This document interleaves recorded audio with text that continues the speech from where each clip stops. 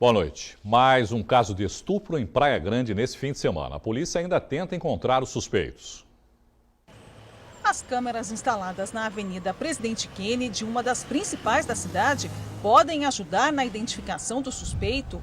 A vítima teria sido abordada por um homem, ameaçada com uma faca e levada até uma casa abandonada onde teria sido estuprada. Ela já passou por exames e deve, nas próximas horas, vir prestar depoimento na delegacia. E o que chamou a atenção dos investigadores é que ela foi a segunda vítima do mesmo crime praticado na cidade em apenas 3 dias.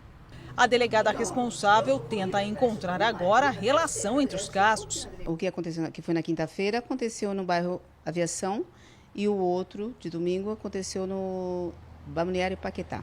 Por enquanto, a polícia não tem relação dos 2 crimes. Não, por enquanto não. Nós estamos ouvindo as vítimas agora e vamos proceder ao reconhecimento fotográfico junto aos álbuns que estão nos distritos e estamos providenciando o retrato falado. Por meio de uma denúncia anônima, Giovanni Santos Maceno, de 22 anos, foi preso hoje à tarde em Guarujá quando fugia da polícia no bairro da Vila Selma.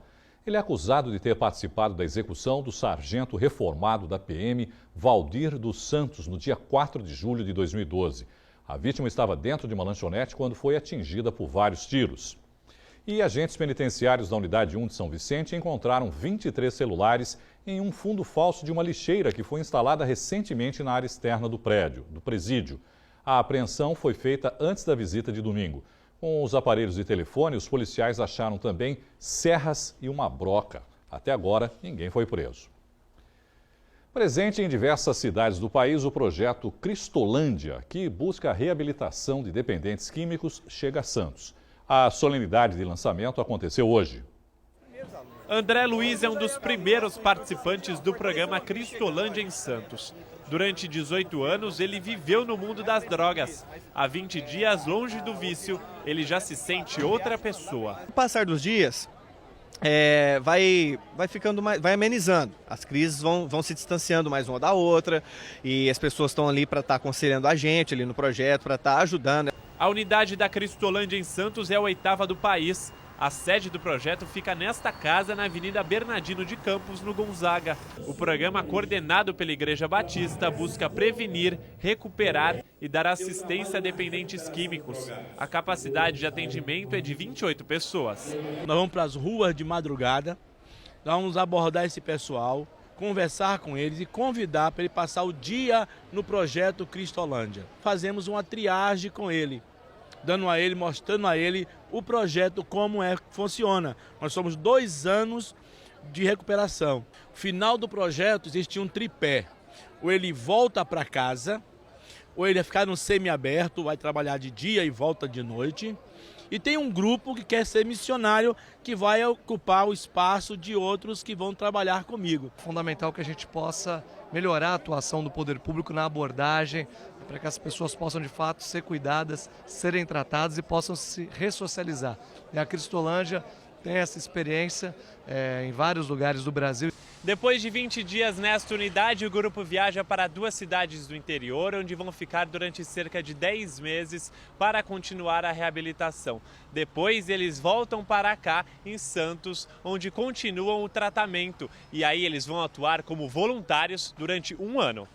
É o caso de Lucas, que participou do programa há 2 anos e hoje ajuda quem busca sair do mundo das drogas. Morei 10 anos na rua, acho que 10 anos de uns 8 anos de crack também na minha vida, então eu decidi que eu deveria mudar de vida, porque aquilo não era vida para ninguém, acho que nenhum ser humano nasceu para viver dessa forma, né? Então, a partir desse momento que eu passei pela primeira etapa de triagem e tudo, hoje eu sou voluntário na Missão Cristolândia e hoje eu estou aí para ajudar as pessoas, né? No que necessita, aí, no que as pessoas necessitarem, né? E a Prefeitura de Praia Grande lançou hoje um programa para aproximar a população do poder público. Interagir com a administração municipal. Esse é o objetivo do programa Cidadão Participativo, que foi lançado hoje em Praia Grande. Por meio do projeto, o morador vai poder cobrar melhorias em diversos setores, como educação, saúde, transporte e comércio. Cidadão participativo é uma forma de você buscar informações junto à sociedade, que às vezes não tem oportunidade de vir para uma reunião, porque trabalha, né? Então ele tem o seu dia a dia normal, as suas horas de serviço, o sistema de lazer, mas ele usa o sistema de saúde, ele usa o sistema de transporte, ele ele tem às vezes um comércio numa região comercial, ele tem uma dinâmica educacional, tem um filho no colégio e ele precisa, às vezes, ou informar a prefeitura de uma coisa que não está correndo como devia estar correndo. Cada unidade de saúde, escola, linha de ônibus ou corredor comercial vai contar com equipes formadas por 7 ou 8 cidadãos. No total, podem participar 1.429 pessoas. Para se inscrever, os interessados podem preencher os dados no site da prefeitura ou se cadastrar nas unidades do seu bairro por meio dessa ficha. Para participar, é preciso ser alfabetizado e maior de 18 anos. Via internet, ele vai entrar no sistema do portal da prefeitura e lá ele vai ter o lado específico dele, do cidadão participativo, onde ele vai inserir as informações que a administração pede no dia a dia sobre como está funcionando cada setor um setor que ele representa. Depois, gradativamente, bimestralmente ou trimestralmente, a Secretaria de Ação e Cidadania vai fazer reuniões com o grupo lá no local. Cada grupo ficará no programa por 6 meses. Todos sabem que 50% é parte do governo, 50% é parte da população. A partir do momento que se cria esse mecanismo, essa possibilidade do cidadão se integrar no governo e poder falar das suas necessidades junto aos representantes do governo, passa a ter um bairro mais produtivo, um bairro mais humanizado, um bairro mais participativo. Depois do intervalo, tem futebol no Caderno Regional. Armando Gomes analisa o melhor do Campeonato Brasileiro e todos os detalhes da vitória da Portuguesa Santista no Campeonato Paulista. Nós voltamos já.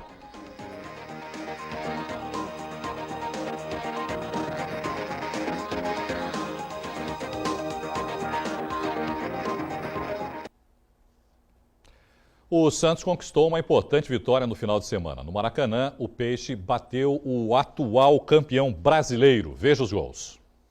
O Santos abriu o placar aos 12 minutos do primeiro tempo. Cicinho Cruz e Thiago Ribeiro se antecipa para marcar. Aos 28 minutos, o Peixe amplia. Cícero bate a falta com força e Diego Cavalieri não segura. Final no Maracanã, Santos 2, Fluminense 0. O alvinegro subiu para a 11ª posição no Campeonato Brasileiro com 22 pontos. O Peixe volta a campo pelo Brasileirão quarta-feira contra o Atlético Paranaense em Curitiba às 7h30 da noite.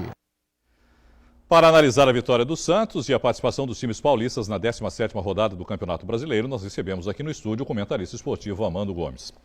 Armando, o Santos foi bem ou o time do Vanderlei Luxemburgo que está mal demais, né? O Fluminense é hoje o 16º com 18 pontos, só uma posição acima da zona de rebaixamento. É um pouco de cada coisa, né? Um pouco de lá e um pouco de cá. Um pouco de lá, um pouco de cá. O Fluminense não vive um bom momento e o Santos acertou um bom primeiro tempo. Ele, no segundo tempo, foi notório que ele passou o cadeado, né? Ele tirou o atacante, botou defensor, é um direito que ele tem, estava ganhando 2-0. No Maracanã. No Maracanã, uma vitória importantérrima. Ele vinha de uma derrota frente ao Grêmio, tinha necessidade de ganhar, mas eu acho que se ele soltasse o time um pouquinho, ele fazia 3-4. No dia de sábado, foi realmente um recreio dos bandeirantes, o Maracanã, como era chamado no nosso tempo, né? O recreio dos bandeirantes. O Santos jogou bem, o Fluminense perdeu o Fred a 27 do segundo tempo, quer dizer, ficou com 10 jogadores. Fred que não vai nem para a seleção também por causa dessa... não vai para a seleção por essa contusão, né? Ele teve um problema no adutor. Então, foi uma perda para o Fluminense e o Santos se aproveitou disso. Ganhou bem, jogou, a meu ver, um bom futebol, mereceu a vitória, não foi nada injusto, nenhuma participação de árbitro. A meu ver, foi uma vitória justa e convincente do Santos. Se não foi um colírio, pelo menos foi um bom jogo. Venceu, né? E venceu. Bom, em relação aos outros jogos, não é, Armando? O Corinthians goleou o Flamengo no Pacaembu, 4-0. 2 gols do Alexandre Pato, que foi o convocado, né, justamente para substituir o Fred do Fluminense. É verdade. Romarinho e Guerreiro. O Corinthians é o 5º colocado com 29 pontos. Futebol é tão interessante, tão padrasto, tão madrasto, tão mal o futebol, que 1 minuto antes do Corinthians fazer 1-0, o Flamengo perdeu um gol feito. Se o Flamengo faz aquele gol, a coisa ficava diferente. Conclusão, o Corinthians não tomou esse gol, que o Flamengo perdeu. Em seguida, 50 segundos após, fez 1-0, aí foi 2, 3, 4. E se tivesse mais jogo, O Corinthians faria mais, né? A meu ver. Bom, a Portuguesa de Desportos venceu o Bahia no Canindé, 4-2, um bom resultado também para a Portuguesa, né, mano? Técnico novo, né? O Bahia que faz uma boa campanha, não faz uma campanha ruim o Bahia, é o oitavo colocado com 23 pontos. Tem um bom técnico, que é o Cristóvão. Bom, com essa vitória, a Luz ainda permanece na zona de rebaixamento com 16 pontos. Moisés Moura, Gilberto 2 vezes, Fernandão descontou para o Bahia, Bergson fez o quarto e o Wallinson diminuiu para o Bahia. Estava 4-1, estava 4-1 e uma bola na trave da Portuguesa. Podia ter feito 5-1 ali. Não fez e tomou 4-2. Agora, eu vou dizer uma coisa para você. Essa vitória da Portuguesa fez com que o São Paulo descesse um patamar, um degrau. São Paulo era o 18º, São Paulo, se não estou equivocado, hoje é o 19º. Caiu um patamar essa vitória da Portuguesa. Agora, eu não acredito que o São Paulo vá cair. Eu acho que, se bem que tem muito jogo ainda, né? Mas a gente falava a mesma coisa do Palmeiras ano passado, lembra? Não vai cair, também é time grande, e acabou caindo. Então é uma situação muito difícil. Às vezes esquecem que depende do resultado dos outros times, né? Também. Tem que combinar com os outros também, né? Tem que combinar com o adversário. Com o adversário. É verdade. Bom, já que citamos aí, o São Paulo empatou em 0-0 com o Botafogo no Maracanã. Isso. E a Ponte Preta perdeu no finalzinho para o Grêmio por 1-0, o jogo que foi lá em Porto Alegre. Uma injustiça, né? Também. Já a Portuguesa Santista também entrou em campo no final de semana. Pelo Campeonato Paulista, a Briosa levou a melhor em casa diante do Água Santa. Um primeiro tempo morno e sem grandes lances. O esquenta da partida ficou por conta das torcidas, mas não teve gol nos primeiros 45 minutos. Na volta do intervalo, as equipes entraram com mais vontade. Lances de maior perigo levantaram os torcedores. Aos 12 minutos, a Portuguesa Santista quase marca após cobrança de falta do meia Edson Pio. A bola passa rente à trave, mas o principal lance da partida veio aos 13 minutos, depois do zagueiro Vitor sofrer falta na área. O árbitro marca pênalti e o artilheiro do time, Rodrigão, manda para o fundo da rede. É o 6º gol dele em 6 jogos.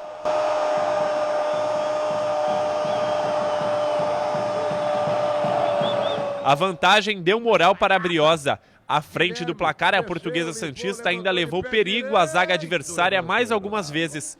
Mas a partida terminou mesmo em 1-0 para a Briosa. O que interessa é o resultado, eu acho que é mérito de todo o elenco.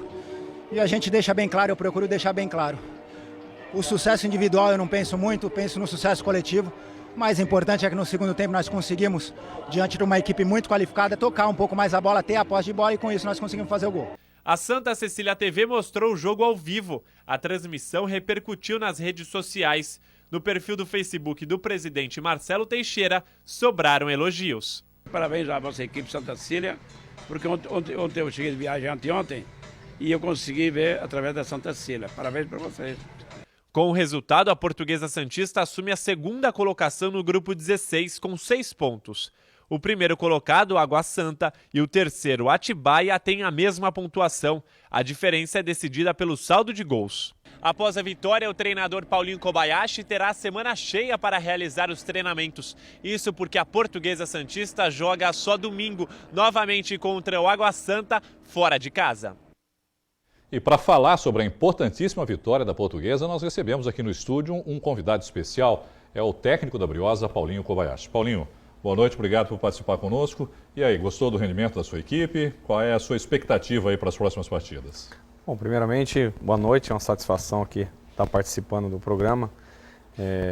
A expectativa é muito grande, né? Nós conseguimos um resultado importantíssimo, principalmente dentro de casa. No início da partida nós sabíamos que existia dificuldade, que a nossa equipe tinha condições também de conseguir o resultado e fomos felizes. Os atletas entraram determinados, é lógico, no primeiro tempo nós estávamos muito concentrados em querer fazer os gols e depois que nós conseguimos fazer o gol, nós tivemos um pouco mais de tranquilidade e conseguimos administrar o jogo. Amando. Bom, eu acho que tem 2 jogadores que contra o Fernandópolis jogaram melhor do que ontem, ou seja, o Edson Pio e o camisa 11 Guilherme. Ambos jogaram mais bola na vitória contra o Fernandópolis, não sei porquê. Mas o Paulinho, ele, quando sentiu que precisava ganhar o jogo, ele trancou um pouquinho também, manteve 1-0 e foi muito importante. Agora, se o Edson Pio faz aquele gol, que ele perdeu, fazia 2-0. Com mais um gol, a Portuguesa era líder absoluta, não é certo, Paulinho? É verdade. Faltou aquele golzinho. Mas você acha que dá para... Você tem 2 jogos fora e 1 em casa. A situação... Qual é a matemática? Só para o pessoal entender, né, mano? Vamos colocar então. Faltam 3 jogos, né, Rolinho? Isso. 3 times estão empatados em primeiro lugar nesse grupo com 6 pontos. Só 2 classificam. Portuguesa, Água Santa e Atibaia. O Fernandópolis, por enquanto, não tem nenhum ponto. Só 2 se classificam para a próxima fase.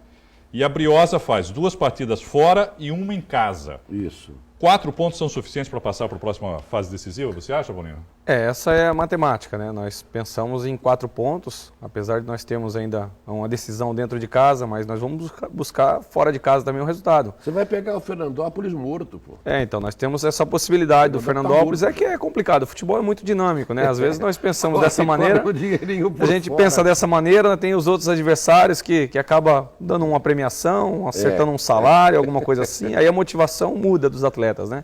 Então nós temos que estar sempre atentos, independente do adversário não ter condições de estar classificado, mas nós temos que levar com seriedade, buscar os resultados, até mesmo o jogo contra o Água Santa novamente, nós temos que ter mais tranquilidade do que essa primeira, porque nós tínhamos obrigação de conseguir a vitória e dessa vez a gente vai no campo deles com mais tranquilidade. Qual a importância da Santa Cecília TV estar transmitindo esses jogos? Melhorou o público, né? Vamos dizer assim, mobilizou um pouco mais a cidade também em relação à Portuguesa, não é, Paulinho? Com certeza.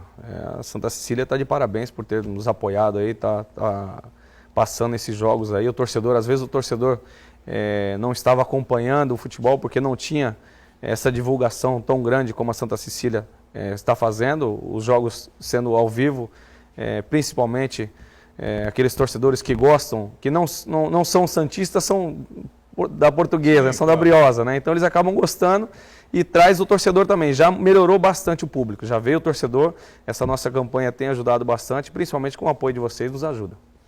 O próximo compromisso da Portuguesa é qual? Água Santa em São Bernardo. Jogando lá em São Bernardo. Em São Bernardo no domingo, na quarta-feira lá em Fernandópolis. Depois decide no outro domingo em casa. Por que não Diadema? Porque mudaram, não sei se foi o caso do campo, que no campo de Diadema era muito pequeno, talvez pode ter sido algo do estádio que a federação mudou. Tanto o Diadema como o Água Santa estão mandando jogos no Baetão em São Bernardo. 1º de maio. No 1º de maio, estádio. Eu acho que é no Baetão ali. Amando Gomes, obrigado pela participação. Obrigado, Paulinho Kobayashi, obrigado, parabéns pelo trabalho. Boa sorte para a Portuguesa. A Santa Cecília TV vai acompanhar também esses jogos. Muito obrigado e um abraço. Agradeço vocês por estar passando os nossos jogos aí, isso daí dá uma motivação até mesmo para os atletas. Obrigado. Depois do intervalo, a inauguração do Centro de Cultura na Zona Noroeste e uma exposição sobre um dos principais cartões postais da Baixada Santista. Nós voltamos já.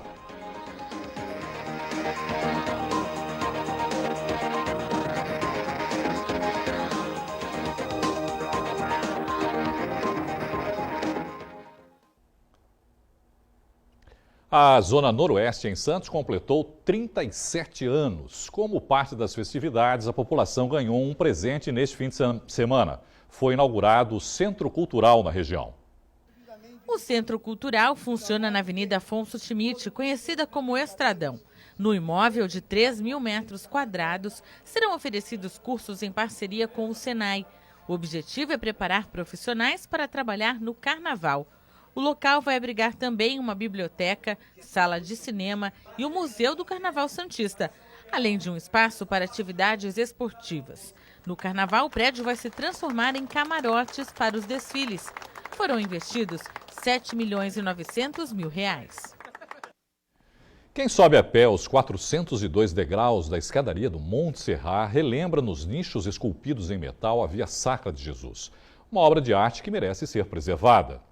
Todo ano, uma equipe de restauradores realiza esse trabalho. Cada degrau uma história de devoção e nas escadarias fiéis buscam inspiração nos nichos. São 14 deles distribuídos por toda a extensão. São da década de 30, passaram por restauração há 12 anos. Agora recebem cuidados especiais para a festa da padroeira da cidade. O trabalho é coordenado por Inês. Uma equipe pequena, de apenas 4 pessoas, é responsável por impermeabilizar os monumentos que dão acesso ao Monte Serra. Primeiro a gente começa com a raspagem dos resíduos de velas, depois a gente entra com a lavagem mecânica e, por último, a pintura e o detalhe final, que é o polimento do bronze. Os nichos representam a Via Sacra estão incrustados no granito natural com 4,5 metros de altura por 2,5 de largura. São semelhantes aos encontrados na Espanha e apenas um ainda preserva características bem originais. Terceiro, a gente mantém ele intacto, como em toda restauração, a gente preserva um pedaço, né? No caso, a gente optou por preservar o nicho inteiro, o número 3, onde mantém as características originais. Os trabalhos para a volta da imagem de Nossa Senhora do Monte Serrat só irão terminar bem próximo do dia 8, sempre com um cuidado especial. Manter e preservar o máximo da originalidade de cada nicho, né? Por conta de toda a sua história. E o polimento no bronze, que é onde ressalta toda a Via Crucis, né? E no domingo, a partir das 9 horas, você acompanha ao vivo aqui pela Santa Cecília TV todos os detalhes da festa de Nossa Senhora do Monte Serrat. Fique ligado. Santista de coração, a publicitária Lu Menezes lançou o primeiro livro na cidade. Baião de Três é uma coletânea de crônicas bem-humoradas. Empresária, publicitária, marqueteira. Lu Menezes não para, mas mesmo com pouco tempo disponível, conseguiu publicar o primeiro livro. Baião de Três tem 128 páginas e dezenas de crônicas inspiradas no ser humano, sempre com uma boa dose de humor.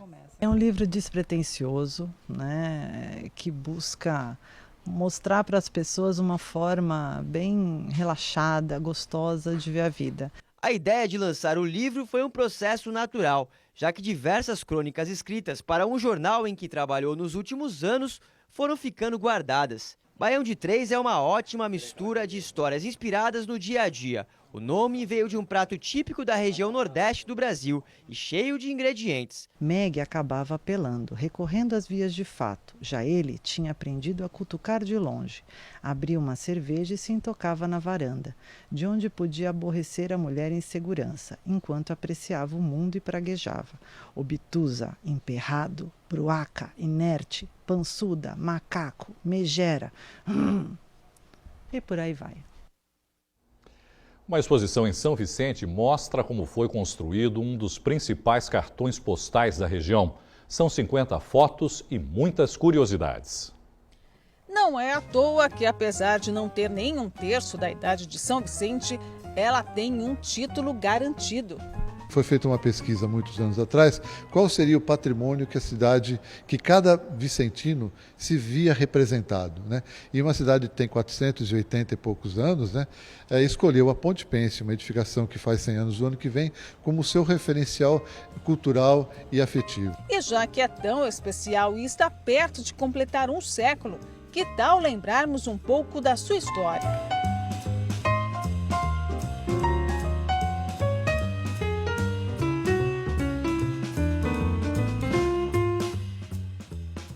Aqui, a Ponte Pêncil pode ser apreciada de 50 formas diferentes, desde seu projeto original de Saturnino de Brito até a etapa de construção, com a colocação do piso, da cabeceira, dos canos de esgoto, da abertura de avenidas.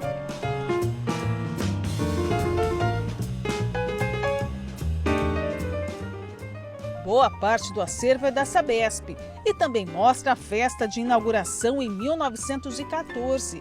A exposição ainda traz fatos históricos e curiosos ao visitante, como a queda deste prédio em 1966, que encostou na Ponte Pêncil, e muito mais.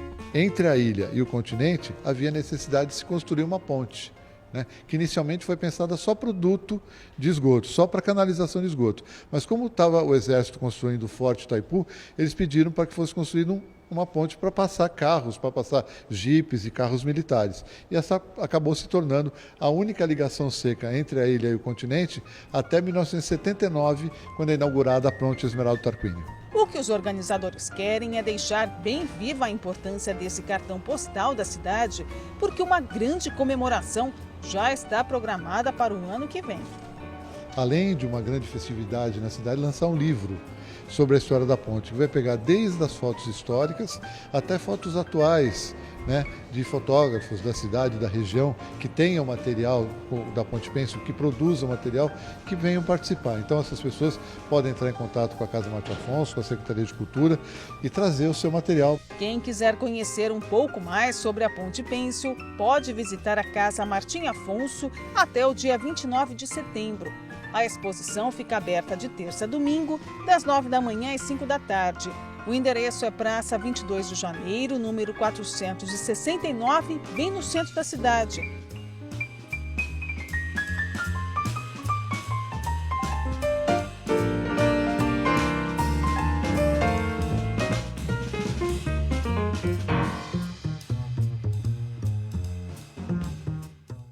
Muito legal a exposição. A edição de hoje termina com imagens dos bastidores da transmissão entre Portuguesa Santista e Água Santa.